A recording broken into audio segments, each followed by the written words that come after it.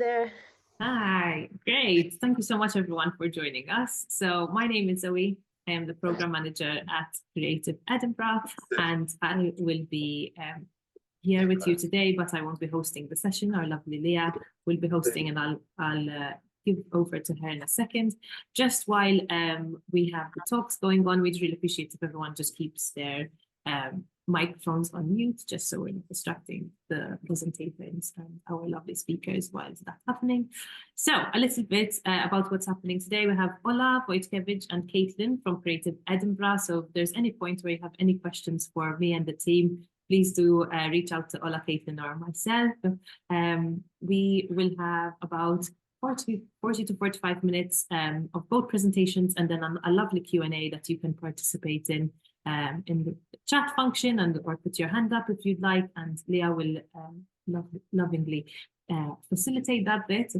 And I'd really like to thank our new sponsor to Creative Circles, because without them this year couldn't have happened, and that's FreeAgent. So I'm just going to tell you a little bit about them. FreeAgent is an award-winning, easy-to-use accounting software for small businesses, landlords, and their accountants and bookkeepers. Over 150,000 customers use FreeAgent to send invoices, manage expenses, and keep an eye on their cash flow, whilst time-saving automation features. Their handy mobile app also gives you freedom to create invoices and record expenses on the go, and the smart capture feature can extract key data from receipts automatically, sort of making our freelance life a bit easier. You can also submit your MTD compliant VAT returns and self-assessment tax returns directly to HMRC through FreeAgent. So they try to make it as streamlined as easy and possible for freelancers. And best of all, FreeAgent is free with any NatWest, Royal Bank of Scotland, or Ulster Bank business accounts, or a Metal Bank account.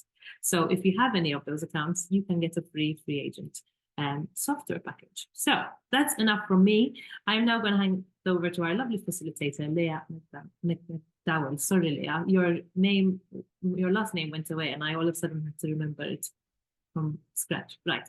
Thank you, everyone. Thanks very much, Zoe. It's lovely to see you all here today. Yeah, my name is Leah McDowell, and I'm the Art and Production Director at Florist Books. We're an Edinburgh-based publishing company, and I'm really invested in environmental stuff, and I'm really chuffed that I've been asked to come along today. My team and I continually work to reduce the carbon footprint of our beautiful books by employing practices such as responsible paper sourcing and the use of petroleum-free inks and printing locally when possible. And I'm a member of the Creative Edinburgh Sustainability Strategic Committee, which supports Creative Edinburgh and their mission to make positive contributions to sustainable creative practice among their staff, partners, and members. So I've got the pleasure of facilitating this event today. And I wanted to say a little bit about the project that this event sits within. So it's Creative Edinburgh Sustainable Creative. Let me start again. It's a mouthful, but it's worth it. It's a mouthful, yeah. It's a Sustainable Creativity and Innovation Project, and this is our second event in the series.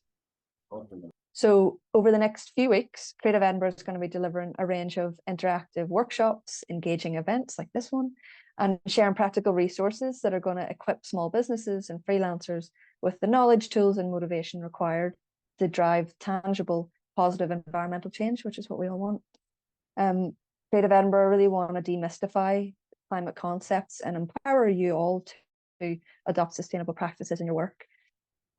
So like I said, this event today is part of this new series, and we're going to learn from two speakers who have dedicated time and effort in making their own practice more circular, carbon light, and sustainable.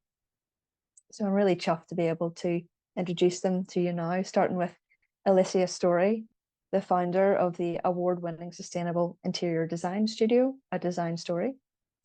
She specializes in designing low-impact interior environments for hospitality and residential projects. And she's also a prominent speaker and workshop host, advocating for the widespread adoption of sustainability throughout the design industry. So Alicia additionally holds the role of Climate Designers UK lead, and has been selected for the World Design Organization's Young Designers Circle. So we're really delighted to have her along today. She's going to speak for a little bit first, and then she's going to be followed by our second speaker, Johnny Gailey, the project director of Out of the Blueprint, a risograph print studio based in the Out of the Blue Drill Hall in Leith, which I hope you've all been to. and it has a particular focus on supporting young people under 25. So Out of the Blueprint is a social enterprise raising 60% of its income from its eco-printing services and using the profits to support traineeships, residencies, educational projects, and an under 25s print discount.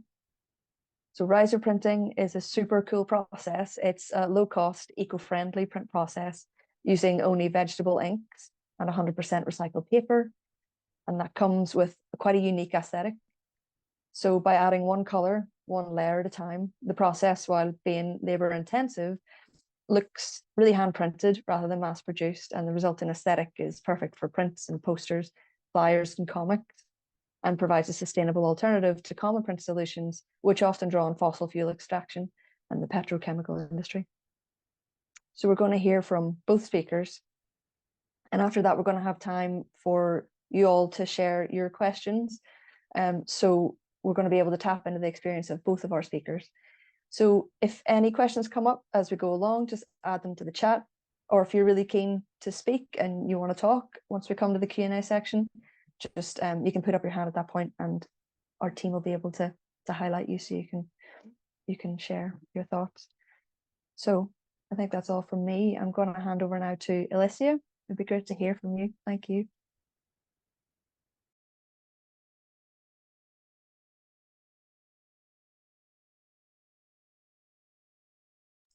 I think you're on mute, Alicia. Are you able to unmute yourself?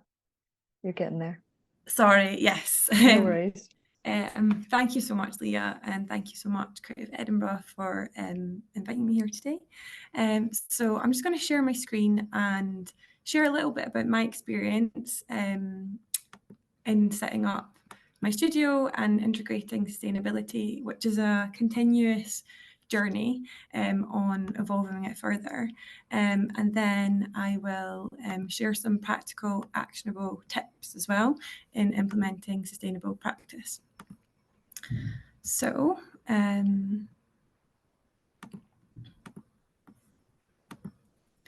so essentially, my name is Alicia Story, and I wear two hats essentially. So I am the founder of A Design Story, which is a climate conscious interior design studio here in Edinburgh. And then I also hold the role of co-chapter lead of Climate Designers UK, where my role is to empower designers to take climate action. So all the work that I do within my studio feeds back through into climate designers, and it's an incredible kind of network to swap and share insights. So we'll start with a design story so that I can share my own experience, which hopefully is helpful. So this is where I started. So previously I was working in an interior design studio which didn't specifically have a focus on sustainability. And I realised the sheer amount of waste that was being produced through the construction industry. And I decided that I wanted to leave that role and try to find a way to integrate sustainability to the core of my design process rather than an add-on. So this took me to this location here where I was learning to build a mud house essentially. So I was learning to build architectural structures with just soil, sand, straw and water. And going back to this kind of approach was really interesting for me because there was so much that can be done with that. And it's such an incredible craft.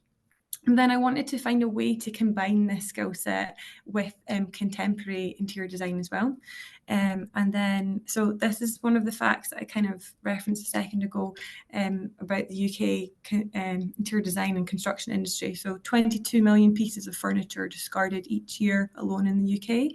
So a big focus of mine was to find a way to bring, to kind of change the mindset of interior design, because it's very much associated with consumption, with buying more, with renovating, with constantly having this beautiful shiny end product rather than something which is lived in, worn, and there's beauty in the vintage furniture and the reclaimed materials as well. So essentially this led me to research this further, and then ultimately, I then designed this project, which I collaborated on the design of to try and bring sustainability to the core. So we used a very high proportion of reclaimed materials, but we didn't want it to look very rustic. We wanted it to still look fairly contemporary. And then we looked at integrating sustainability beyond just the materials of the space, but also looking at the user experience to encourage sustainable behaviours when in the space itself. And then this was all very well, but then I felt that this research was being focused on one specific project. So I wanted to find a way to make it, to kind of share the information further. So I designed a series of workshops. This one was in IKEA Edinburgh, and I tried to take the skill sets of designing the spaces that I did and create them into a series of workshops to make it more approachable. So I'm really grateful that I have got some recognition for this work, one of which I'm very proud of, was the Creative Edinburgh Innovation Award. So yes. So now what I'd like to do is share more about climate designers, because for me, this was such a key pivot in my business in bringing sustainability into the processes. So I started working with climate designers around the same time as when I set up my business. So what is climate designers? Well, essentially, it's a hub for designers and creative professionals from all industries committed to using their creative skill set to take climate action. So we have one global hub with 6 main initiatives, and like I mentioned, I co-run the UK chapter. So what we have on there is just such a great resource for lots of different climate information. And one of the key ones is finding the right climate job. So there are, we have a job board with only climate related work on there. So I'm hoping that we can just share the presentation after. I've put links to all of these in here as well, so that you can get access to them. But maybe I can just click and show you if you can see this. So essentially you can get access to so many different current jobs which are coming up in sustainability, which I think is a really kind of great insight, because it's sometimes hard to find, you have the drive, but find where those projects are. And then we also have, which is fantastic, in my opinion, the resources for educators. So essentially, what we have here is lots of different incredible resources based on your specialism. So for example, if you're in UX and UI design, climate designers have created resources to specifically help within that field, which is super helpful because there's so much information there which can be really overwhelming at times. So yeah, essentially this takes you through all the different aspects. I just want to double check. Can everybody see when I switch over to the other link? Is that okay? Can you? No, we're not able to see it. But the thumbnails are there. We can see that, and I'm sure we'll be able to share the links afterwards so everyone can access it. No worries at all. And then, so can you still see the presentation itself right now? Yes, we can see that. Okay, great. So yeah, essentially, yeah, if you click this link at the end, it will take you to the resource section, and they've all been collated under various different specialisms of creativity and design. And then there's also resources, which I'll mention a little bit later as well, which zoom out. So they're looking more at the industry as a whole, what we can tangibly do within climate design. So then other resources, we have resources for educators as well. So maybe you do some guest lecturing as well and want to make sure that the climate conversations are coming into the classroom at the start. So the next wave of graduate as climate designers essentially. So there's some great resources in there as well. And then we have featured profiles, so you can go and check out case studies of other designers and creatives which are inspirational, doing projects within climate, which is really helpful to kind of see tangible examples of how they've implemented it. And if you have a project which suits as well, you can apply to be featured on the website. And then we have an online community as well to keep the conversation going and to share resources, no matter where you are on your climate journey, if you're at the very start or if you consider yourself to be an expert. There's value in the community in sharing resources and making those key connections. And then to support the online community, we also host global and local meetups. So the ones that I host are in Edinburgh, and essentially this is to really find those key conversations in terms of, I guess there's different layers of climate complexity, and one of them is having the confidence to take climate action and speaking with other individuals to kind of help each other, support each other, to have that structure is really important. So we have these meetups to talk about climate struggles and wins. It's very honest conversations to kind of strip back behind the shiny branding of all the individuals in the room and just have real authentic conversations about how to take action. So that is, so our next meetup is going to be on the 21st of March. I can, I'll share QR code as well, but I share everything on Instagram. So a design story, and that's where we'll have information up on our next events. So yeah, you can scan this now if you're at your computer, and that will kind of take you to the events which we have coming up within climate designers. And then what I also wanted to do was share some actionable, tangible tips, pull out some examples from what we've talked about, so that there's something to take away with and that's easy to kind of implement. So the first one, which seems like an obvious one, but was a really key factor in my journey, is to get deeply inspired about the climate crisis. So there's a lot of kind of doom and gloom, of course, and there's a lot of anxiety around climate, but there's also a lot of I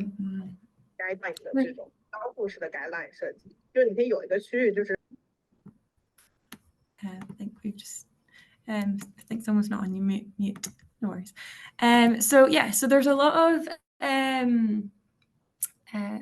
there's a lot of benefit in getting deeply inspired by immersing yourself in different podcasts, videos, documentaries, really kind of seeing examples of inspirational work, and also reconnecting or connecting further with nature itself, spending time outside, and that can really like fuel the drive. So with my business, it started when I was spending a lot of time hiking and spending time outside and seeing firsthand the changes of the climate crisis, mixed with immersing myself in this world of inspiration, really kind of fueled the drive to take action. And then this is what I mentioned earlier. We also have a getting started guide on climate designers, which is amazing. I'd really recommend that. So yeah, you'll be able to get access to that as well. Then the next aspect is finding community. Like I said, I found a lot of value in this through connecting with climate designers and working with them. Really to motivate each other and to feel that we're not in it together, because often as a freelancer you spend a lot of time working alone, and there's so much value to find like-minded people also with the same drive to take climate action, and I found that really inspiring as well. So that's another one. You can scan here to join our climate designers chapter. It's completely free to join, but if you want to kind of be part of our online community as well as the in-person meetups, that's QR code. And then we have so looking at some more kind of practical tips. So one is ethical banking. So this is one thing which is very doable. I've put a link in here which ranks banks in terms of how ethical they are, and you can see like quite clearly the ones which maybe you're not the best to kind of put your invest your business money in, and I guess like and instead investing in the world that you want to see. So this is a really good tip because, of course, numerous institutions use your savings and pensions to support the fossil fuel industry. So it's a good way to kind of vote with where you bank. And then other aspects which are obvious, but I really want to mention because there's huge impact that can be had from them, is renewable energy sources. So for obvious reasons, if you're working from home, then it might be more approachable to opt for this.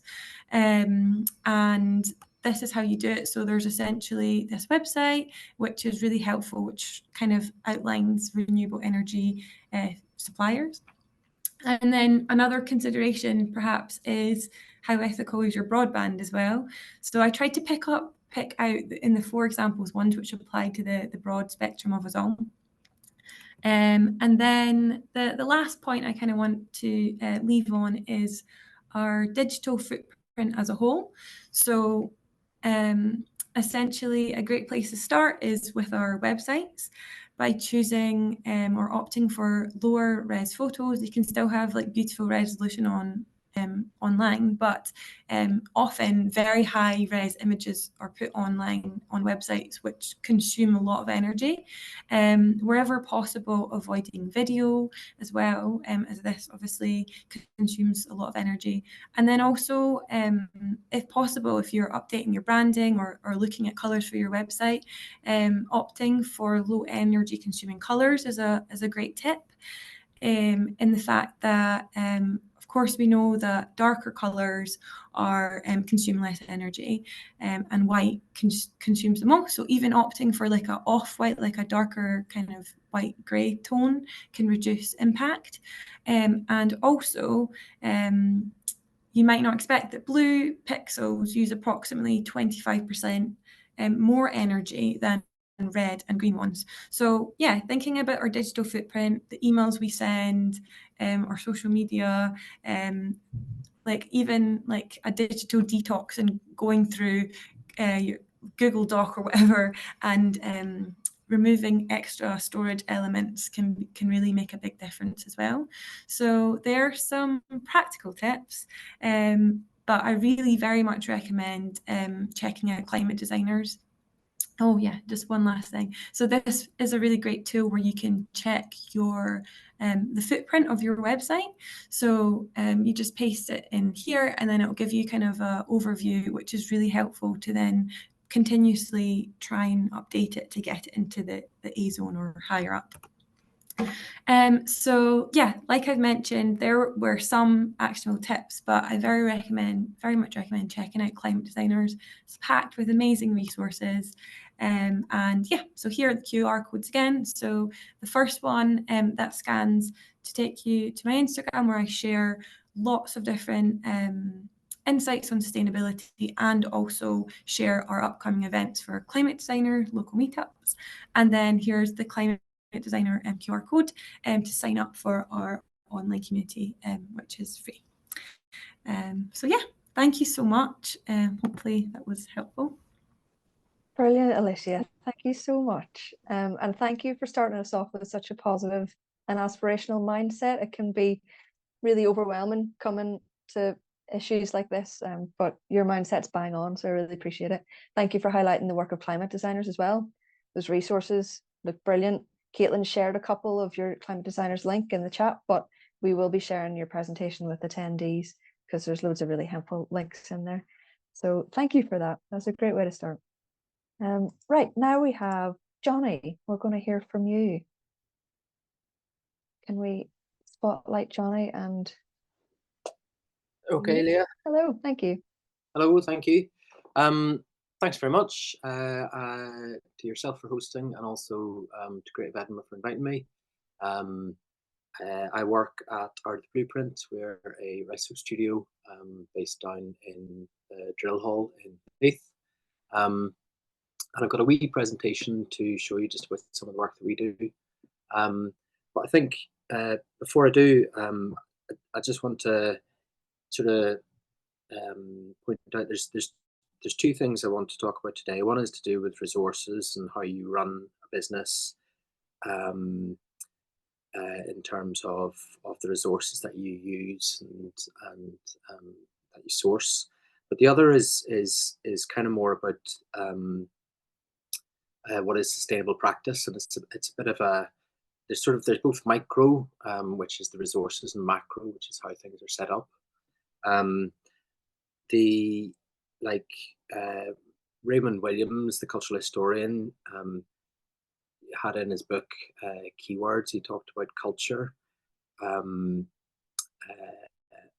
highlighting that the root of the word was actually it's a biological term. So in terms of how cultures grow and form and replicate and sustain themselves, etc. So I think it's kind of hardwired into our sector, or it should be hardwired into our sector, what sustainable cultures are, and I think it's sort of incumbent upon us to be sustainable. And I think in Edinburgh especially there is this sort of conflicting cultures. One is sort of the huge festival-based culture, which is a sort of orgy of resources and sort of short-term sort of multinational, international cultures, which extracts and draws on a lot of resources, and hopefully some perhaps of the more locally based cultures, which in the end is more sustainable. And that's really where we situate ourselves in Art of the Blueprint. Is we are a small studio with 4 staff. We work locally. We work within our local community, and we support our local economy and to recognise our place in the local economy, and we do that as a social enterprise. So the money that we make from printing, it goes back into supporting our core purpose, which is supporting young people under 25. So again, I think Alicia talked about the ethical banking and where you put your money, and I think that's really, really key in terms of who you work with, and supporting a local economy and a more sustainable economy that doesn't work on a global scale.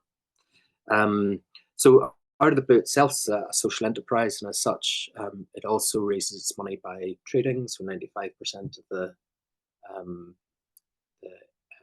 income and the running of the organisation is from trading, and we trade in space, so studio space and space for rehearsals and venue hires and workshops and the rest. So again, we're not publicly funded. We get some small project funding, but when we set up Art of the Blueprint 10 years ago, what we were wanting to do was to provide space for young people to come into Out of the Blue, and we're trying to figure out ways to increase opportunities for young people to get involved in the arts. So I've got some stuff behind me. I've got some stuff with me. Okay, so we're based in Out of the Blue Drill Hall. We've been running for about 9 years, and when we started, we set ourselves up as I say, it was a way to bring young people into the drill hall, and we wanted to set up a sustainable business that would provide opportunities for young people.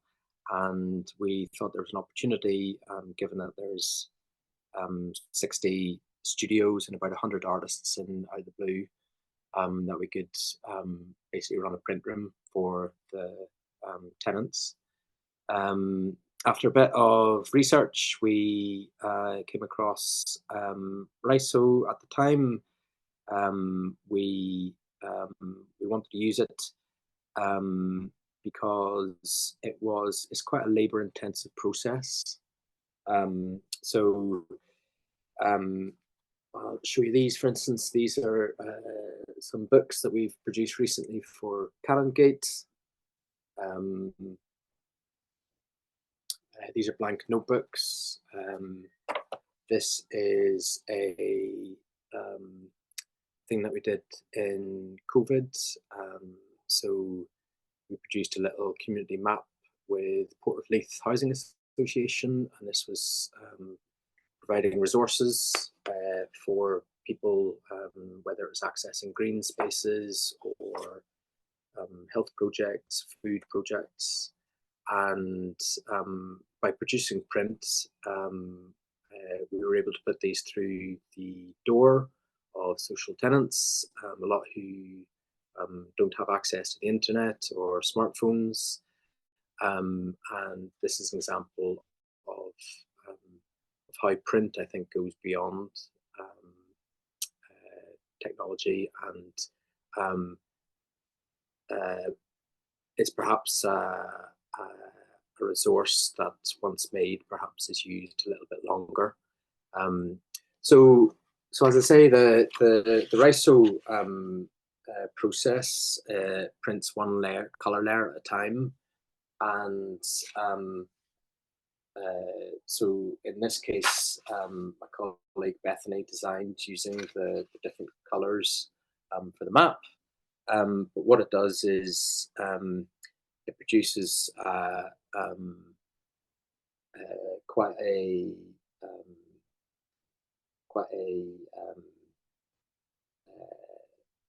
not unique aesthetic, but quite a recognizable aesthetic. Often limited to 2 or 3 colors, and in part that's because we have to leave it overnight to dry.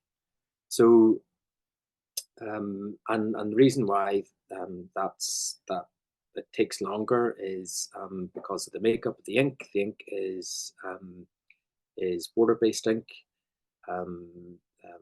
The solvent which is used is based on rice bran oil, which is a byproduct of the food process.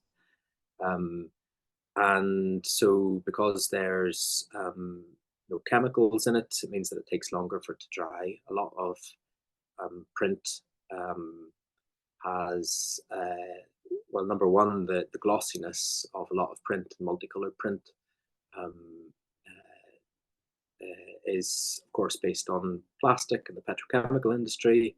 The petrochemical industry is based on the extraction of fossil fuels. So anything that is glossy, it's glossy for a reason.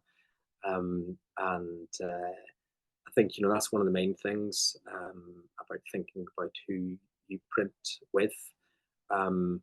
Printing is an absolute huge industry in Britain. There's some 16,000 companies, 140,000 people employed, and the vast majority of the printing industry is based on full color lithographic, as I say, petrochemical printing.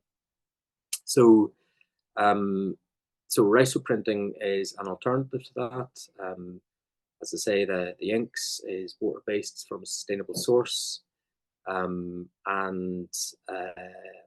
the paper that we use is recycled as well. Paper's one of the most recycled things in Britain. Some 70% of paper used is eventually recycled. So I think it is interesting and quite difficult to get to the bottom of printing material versus social media, and the pros and cons of both. The print industry and is very good at pointing out digital waste and server space, whereas they would suggest that printing is, if done in a certain way, is using material from a sustainable source. So paper comes from wood, obviously, and if it's FSC, which is Forest Stewardship Council, then that's deemed a sustainable source. So we use ours from that, and all packaging that we use in the studio as well is non-plastic based. So we've sourced glassine bags in terms of small runs that we do.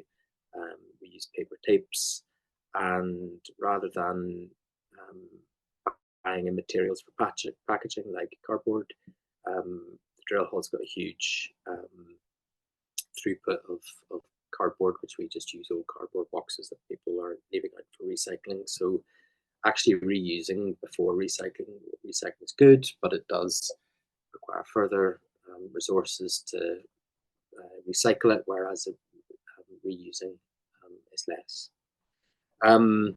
So that's the printing that we do. We print for local organisations such as Portleith. We print for local charities, local shops such as Argonaut Books, Till's Bookshops, Type Wronger, and yeah, we work with Edinburgh-based and locally based organisations on designing print and printing for them. The money that we make from this, it's about 60% of our income. That supports the work that we do with young people, and we support young artists under 25. We do that through a range of traineeships. We do it through residencies, paid residencies, and we do it by providing a print discount for artists under 25. So they pay 50%, which is essentially the cost of the consumables, and we cover the rest. So we don't make any profit from that. Partly why we're doing that is we're trying to encourage local artists, young artists. We're trying to support them to develop their skills, to develop an income stream, and yeah, trying to further the sort of local economy that I talked about at the start. Other ways is that we do that is through using local distributors. So in terms of the print distribution, using a local print distributor. We use cycle couriers. Far Out are great in terms of moving things around the city, and for any of the binding that we have to take to a local finisher down in Portobello, we use the car club for hires. So again, that's a way that increasingly they're getting an electric fleet, and that's another option for less impact. Yeah, overall, I think I want to say that sort of back to those two things. One, there's lots that you can do in your practice depending on what it is to use sources that are sustainably sourced. In terms of materials that's used, but the other thing that I think is also really, really important is thinking about who you deal with, thinking about the local businesses that you can support, and thinking about how you can keep your money working locally for you, as opposed to providing profits for people further afield. And to that end is, stop shopping on Amazon, stop shopping on the internet for the cheapest provider. You will always find a provider online who is cheapest, because there's always someone who's willing to exploit someone somewhere. And I think where you spend your money, yes, it might cost you a little bit more, but perhaps that is investment in a more sustainable form of economy. So that's it. Apologies, I couldn't get my multicolored glossy presentation. Don't worry about it, Johnny. No, that was really helpful. Thank you. It was interesting that you're approaching sustainability in all of its forms. So not only is Riso printing a more carbon light printing option, but actually being a local social enterprise is such a fundamental decision that makes for a more sustainable organization as well. So that's great. Thank you very much. We have a couple of questions in from the audience. So first of all, from Elena, we've got a question for both of our speakers. Are there any sustainability resources for businesses that are mainly digital? Perhaps Alicia, you might be better placed to respond to this one. Elena's a graphic designer and sometimes finds it hard to understand how to do better when the output is entirely digital. She really loved what you recommended about colors, website impact, and would love to learn more. And one of our other audience members recommended crystal.io for website hosting. Apparently they use entirely renewable energy. But do you have anything else to add to that, Alicia? Yeah, absolutely. So in the resources that I mentioned, there's one specifically called Graphic Design, so which focuses on digital footprint and how to reduce it. So I'll just send it in the chat now. So you've got that, and there are lots of really interesting resources in there. Maybe I can share my screen just to show you quickly how it looks.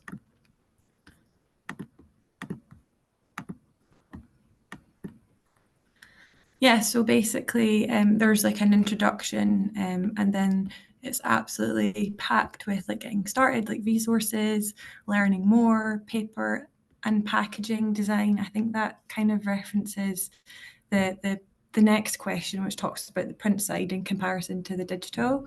But then it talks about the digital side of things on graphic design as well, and within these resources. Courses and communities, inspiration, professionals to see examples of people in the industry, and maybe thought leaders in the graphic design industry and within sustainability as well. So hopefully that's helpful and answers the question. Brilliant. Yeah. Thanks very much. We've got a question from Margaret, which is for either or both speakers. Have you come across a good resource for making comparisons between carbon footprint of digital outputs versus print? That's a tricky one. Johnny, I guess you're more in the print space. Do you want to take that one? Yeah, I mean, I was, when I was looking for this, I was trying to find some sort of comparison for that, and I couldn't, essentially, other than what the paper industry says, and the paper industry is pretty well, it's got a huge sort of, like I said, it's big, it's unionized, and there's a pretty big lobby. They seem to have a pretty good campaign in terms of trying to push, people to use paper. And they would counter it, talking about digital, both server stuff, but perhaps also like e-waste. And I think at that stage, I can't really get my head around. It's not really a like for like, is it? Where perhaps you can say, oh, we've all got smartphones, so maybe we're making better use of resources, but maybe we're also driving business on digital media. The more that we work on a digital basis, then perhaps we are driving more e-waste. So I don't have a particular resource that, and I guess there's probably not an easy answer, which is why you've got difficulty finding. Indeed, unfortunately, I don't think there is an easy answer at the moment. Hopefully, what is going to be an easy answer is the next question from Angelique, which is for Johnny. Is it more sustainable to do a small run of print in Riso rather than, versus lithographic or, other printing techniques? So she's thinking maybe 20 to 50 copies or something.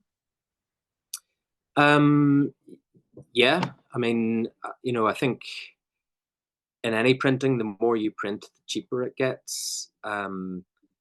But yeah, the point is, I guess you should only produce what you need or what you think is needed. So Riso particular is particularly suited to short runs, and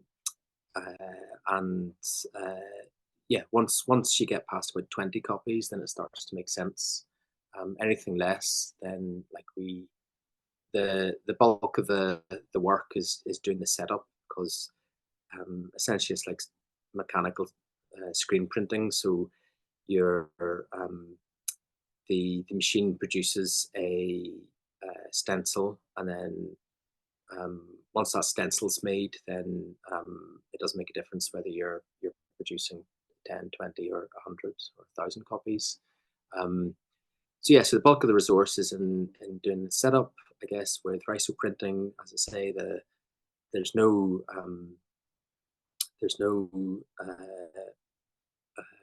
fossil fuel involved in the ink. Paper is recycled. The electricity for the machine is from a renewable source. So yeah, so it's maybe it's not sort of it's not drawing from a resource. It's just changing resources that are out there and changing the sort of all the stuff into a different form. Great, thank you. I think we only have time for just one more question from Molly.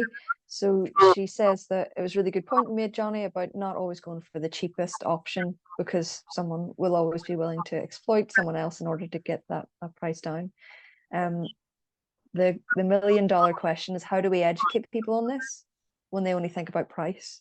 So this would be for you and Alicia, because you're both trying to sell services to people that aren't necessarily the cheapest, but they're better for society and for the planet.